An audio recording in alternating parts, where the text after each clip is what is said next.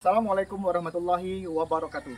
Perkenalkan, nama saya Syarial Effendi, guru di OPT SMP Negeri 4 Muara II, Kabupaten Ogan Komering Ulu Selatan. Saya merupakan mahasiswa PPG dalam jabatan batch 1 di UIN Raden Patah Palembang.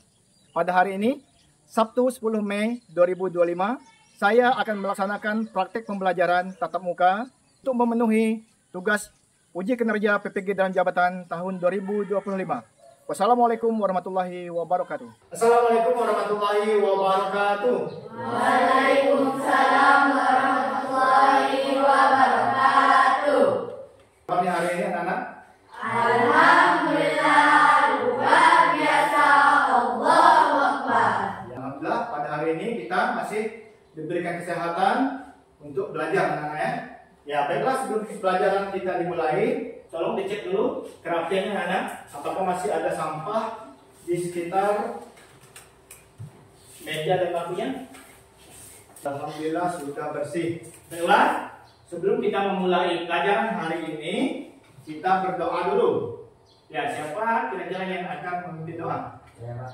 Ya, tadi silakan. Marilah teman-teman kita berdoa. Berdoa dalam hati mulai. Doa selesai. Sebelum pelajaran kita dimulai, Bapak cek hadiran dulu ya. Aldi Saputra, Hadir.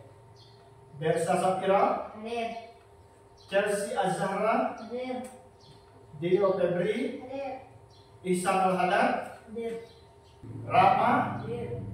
Ya, ada. Alhamdulillah hadir semua ya. Baiklah, sebelum kita belajar, kita menyanyikan lagu nasional dulu ya. Nah, untuk hari ini kita menyanyikan lagu Indonesia Raya. Silakan semuanya berdiri.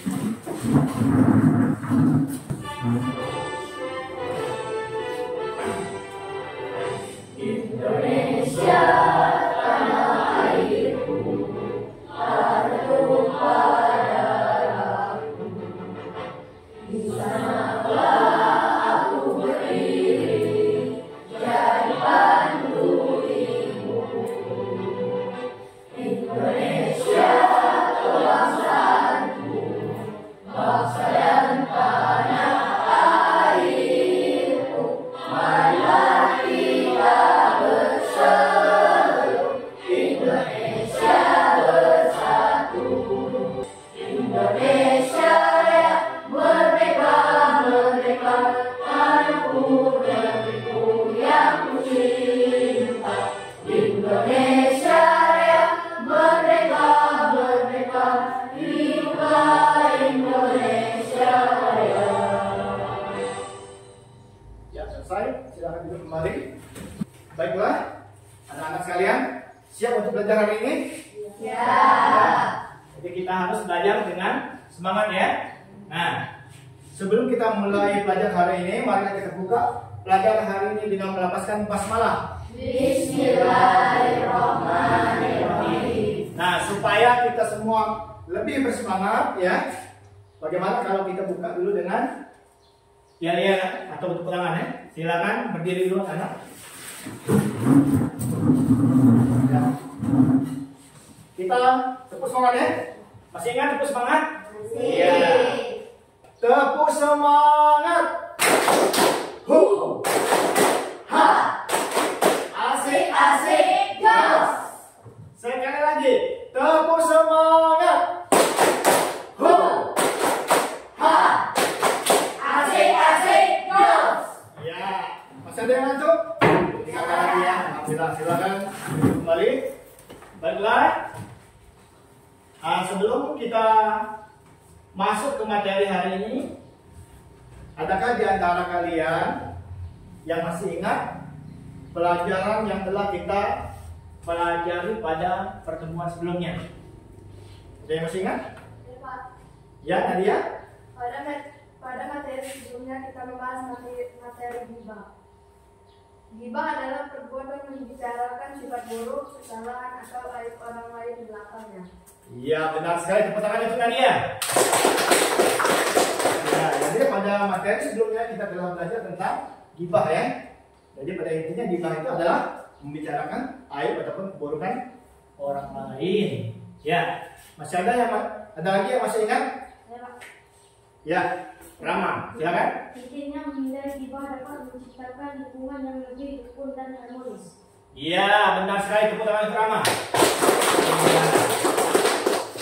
Nah, jadi gibah itu memang harus dihindari ya, karena gibah itu adalah salah satu sifat atau perbuatan yang tidak baik ya. Ya. Jadi kalau kita menghindari gibah, insya Allah kita akan hidup rukun, damai dan tentram di mana saja kita berada ya, baik itu di kelas ya, ataupun di rumah, di keluarga kalian ya. Nah itu berarti materi kita yang sebelumnya. Nah baiklah, untuk hari ini kita akan melanjutkan materi yaitu tentang rosso ya. Nah adakah di antara kalian yang sudah membaca bukunya ya, ataupun mencari dari sumber lain? Nah apa itu rosso? Ya, ada yang itu, ada yang tahu apa rosso, apa artinya rosso? Ya, Pak. Ya, Nabila, silakan. Ruso adalah keringanan atau kemudahan yang diberikan oleh Allah karena sebab atau kondisi yang memang diperbolehkan. Iya, beri tepuk tangan untuk Nabila. Ya. Jadi, rosso tadi apa? Ruso Keringanan keringanan atau kemudahan. atau kemudahan yang Allah berikan kita dalam beribadah dalam kondisi tertentu ya. Ada lagi? Kemudian pernah kalian mengerjakan russo dalam salah satu ibadah? Misalnya kalian sholat, puasa, zakat ataupun haji. Pernah tidak? Saya, Pak. Deo. Ya. Saya melakukan ruso dalam salat, yaitu dengan mengerjakan salat dengan posisi duduk karena sakit. Oh iya, benar sekali, tepuk tangan untuk Dio. Ya. Nah, jadi Dio tadi ya sudah memberikan contoh salah satu russo dalam sholat. Jadi Dio tadi pernah dalam kondisi sakit, ya, yang tidak memungkinkan dia untuk sholat berdiri. Nah, jadi Dio tadi mengerjakan sholat dengan duduk tadi ya. Ya, boleh. Itu salah satu contoh russo di dalam sholat ya. Tujuan pembelajaran yang akan kita capai pada pertemuan kali ini, pertama peserta didik mampu memahami makna russo dalam ibadah. Nah, kemudian melalui tugas dan diskusi, peserta didik dapat mengidentifikasi berbagai bentuk russo dalam sholat, puasa, zakat, dan haji. Nah, jadi nanti Bapak akan berikan tugas kepada kalian ya untuk mengidentifikasi apa-apa saja russo di dalam ibadah. Nah, nanti akan Bapak bentuk menjadi 4 kelompok ya.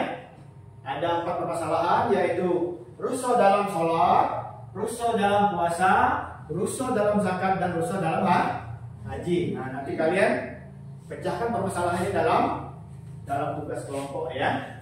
Nah, baiklah anak-anak, sebelum kita mulai pelajaran hari ini, silakan kalian buka buku kalian masing-masing ya. Buku siswa itu di bab 9 halaman 196 tentang russo. Ya. Ada? Ada. Ya. Russo. Nah, dalam bahasa Indonesia berarti keringanan atau kelonggaran. Nah, jadi kalau keringan atau kelonggaran yang Allah berikan kepada kita di dalam beribadah. Kemudian secara istilah, russo adalah pengecualian ataupun perubahan hukum dari keadaan sulit atau azimat menjadi mudah, yaitu russo. Karena adanya uzur. Nah, apa itu uzur? Uzur itu halangan tertentu seperti dalam hal ibadah atau transaksi. Nah, russo diberikan sebagai bentuk kemudahan dari Allah Subhanahu wa taala agar umat Islam dapat menjalani perintahnya tanpa kesulitan yang berlebihan. Nah, ibaratnya russo itu seperti bonus ya. Nah, hadiah ya. Nah, hadiah yang Allah berikan dalam kita beribadah dalam kondisi tertentu ya. Nah ini ayat yang menjelaskan tentang rusuh di dalam Al-Quran surah Al-Baqarah ayat 286. Allah berfirman, A'udzubillahi minasyaitonirrajim. La yukallifullahu nafsan illa usaha laha ma kasabat wa 'alaiha maktasabat. Nah, artinya Allah tidak membebani seseorang melainkan sesuai dengan kesanggupannya. Dia mendapat pahala dari kebajikan yang dikerjakannya dan dia mendapat siksa dari kejahatan yang diperbuatnya. Nah, jadi Allah itu tidak akan memberikan beban yang tidak kita sanggupi. Kemudian macam-macam rusuh yang mengandung istihsan atau kebaikan. Contoh, seorang musafir boleh membatalkan puasa ketika memberatkannya atau membahayakan. Nah, ya rusuh yang menggugurkan hukum tetap azimah. Nah, contoh orang lanjut usia yang sakit boleh mengganti puasanya dengan membayar fidyah. Nah, contoh rusuh dalam sholat apa saja? Menjamak sholat ya, atau menggabungkan, atau qasar, meringkas. Nah, sholat ketika sedang sakit atau dalam perjalanan, sholat dengan duduk atau berbaring ketika sakit. Nah, ketika sakit, kemudian menggunakan debu atau pentayamum sebagai pengganti air. Nah, misalnya. Kemudian rusuh dalam puasa. Nah, orang sakit boleh mengqadha puasanya atau membayar fidyah. Nah, seperti Bapak jelaskan tadi ya. Kemudian musafir. Apa musafir artinya? Musafir adalah orang yang sedang dalam perjalanan, wanita hamil. Kemudian rusuh dalam zakat. Membayar zakat mal sebelum haul ataupun jatuh tempo. Nah, membayar zakat mal dengan dicicil. Zakat rusuh dalam haji. Nah, apa saja? Haji diperuntukkan hanya bagi orang yang mampu. Nah, haji dilaksanakan sekali seumur hidup. Nah, boleh diwakilkan atau pengganti dam. Nah, dia tawaf dengan menggunakan alat bantu kursi roda. Baiklah, kira-kira anak-anak, dari materi yang telah Bapak sampaikan tadi, apakah kalian sudah sedikit paham? Sudah ya? Ya, baiklah. Supaya materi kita hari ini lebih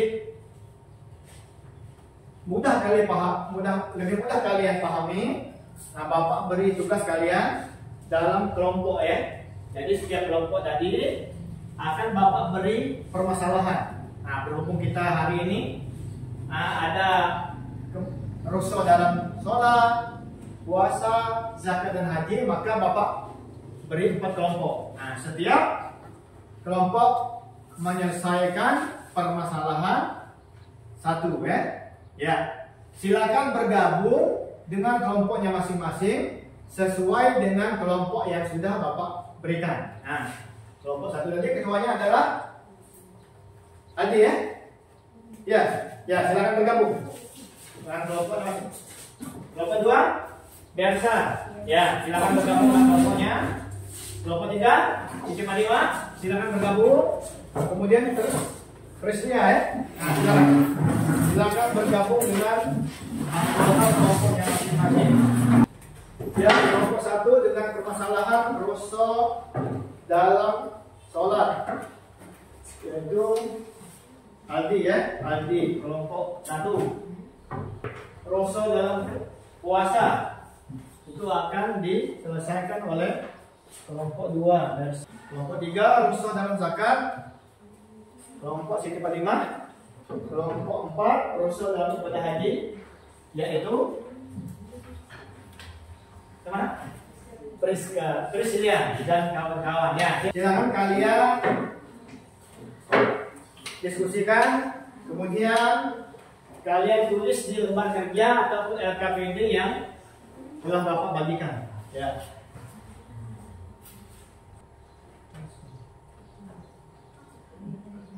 Diskusikan kelompok masing-masing.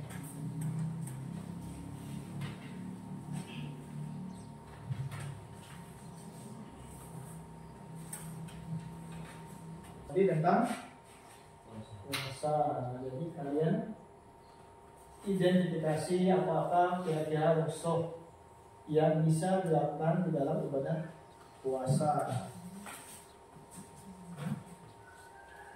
Kemudian kelompok Siti Fatimah itu identifikasi masalahnya adalah kursus tentang zakat.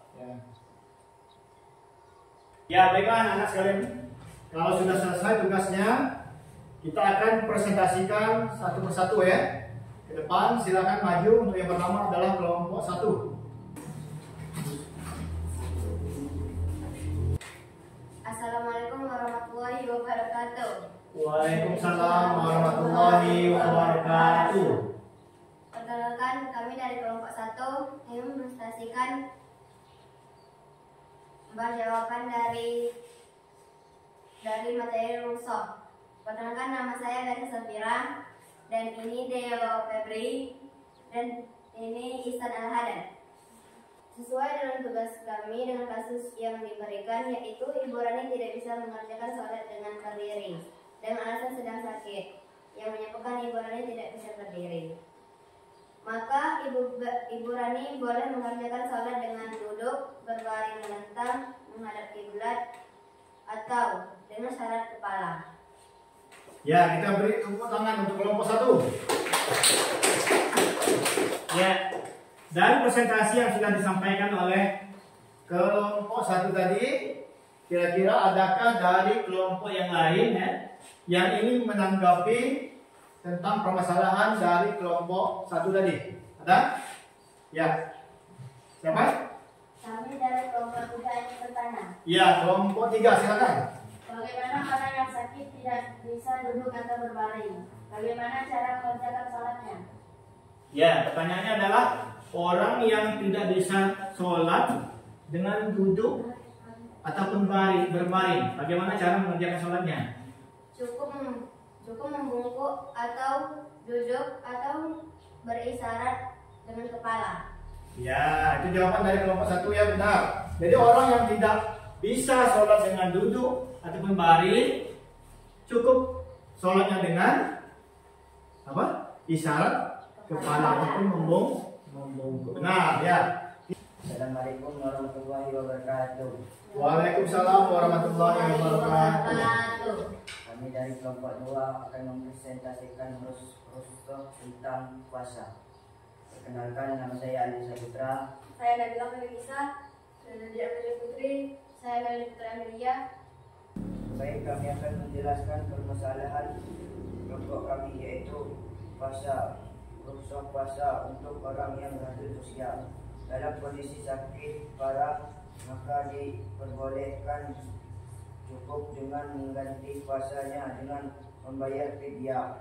Fidyah yaitu membayar dengan makanan pokok satu atau mud, atau jika dibayar dengan beras yaitu 675 gram per hari puasa yang ditinggalkan. Ya, ada yang ingin memberikan pertanyaan ataupun menanggapi? Tidak ada ya? Cukup? Ya, kita beri tepuk tangan untuk kelompok 2. Assalamualaikum warahmatullahi wabarakatuh. Waalaikumsalam warahmatullahi wabarakatuh. Perkenalkan, kami dari kelompok 3 yang mempresentasikan tentang rukhsah dalam zakat. Baik, sesuai dengan permasalahan kelompok kami, yaitu masalah zakat, Pak Budi belum membayar zakat fitrah 1 hari sebelum Idul Fitri karena baru pulang dari luar negeri. Maka Pak Budi masih bisa membayar zakat fitrah Pak Budi dan keluarganya karena belum terlambat. Ketentuan bayar zakat fitrah adalah boleh dibayar sebelum pelaksanaan salat Idul Fitri. Ya.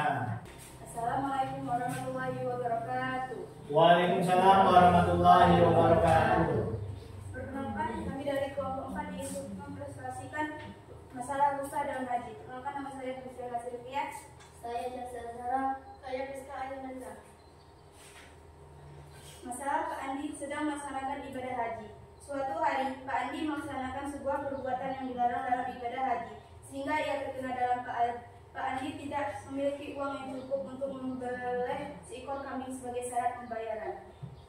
hitam saat ibadah haji, bagaimana rusak dalam ibadah haji terhadap Pak Andi. Maka Pak Andi boleh mengganti dengan berpuasa 10 hari, 3 hari di tanah suci Mekah, dengan 7 hari setelah pulang dari ibadah haji. Jadi Pak Andi boleh mengganti puasanya 3 hari di tanah suci, kemudian dilanjutkan 7 harinya setelah pulang ke kampung halaman ataupun ke rumahnya Pak Andi. Ya, kita beri tepuk tangan untuk kelompok 4.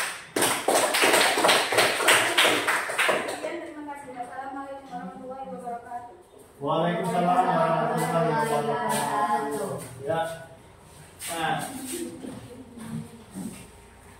Nah, baiklah anak-anak sekalian, tadi kita sudah melaksanakan tugas kelompok ya.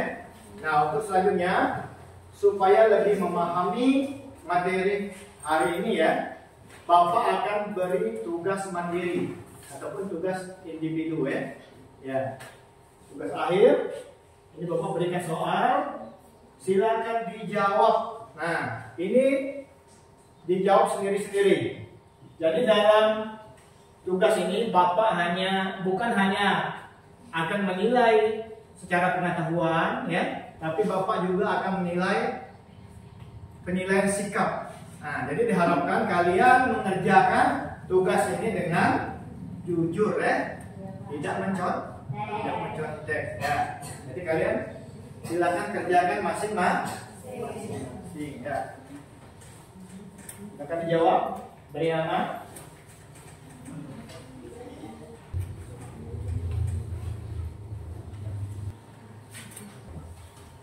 Silakan dikerjakan. Silakan kumpulkan.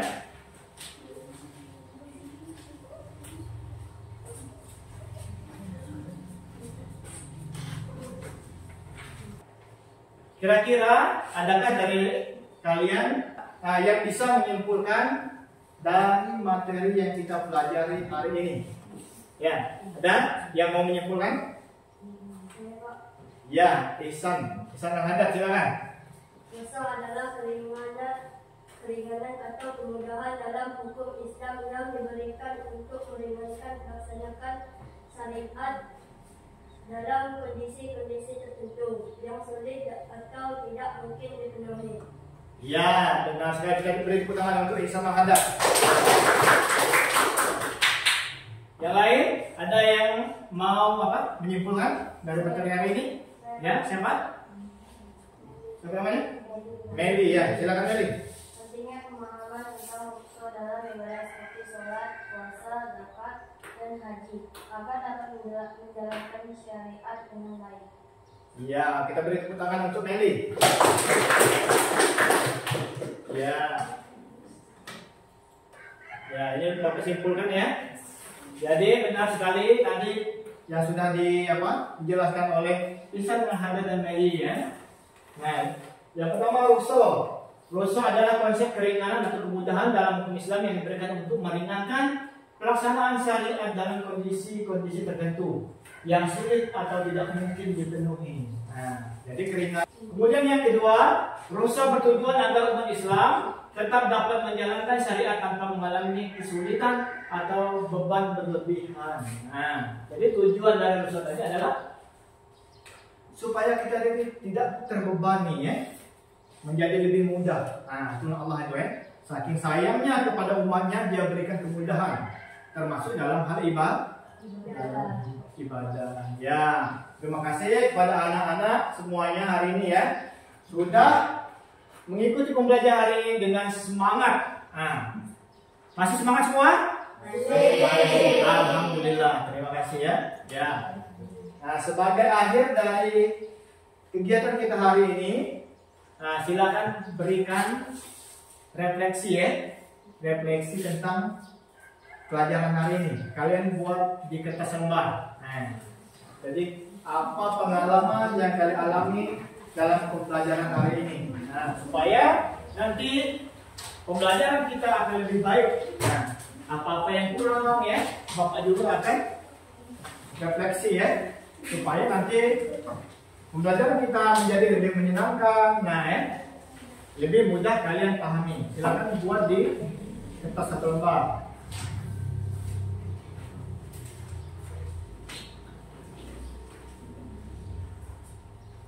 Syukur.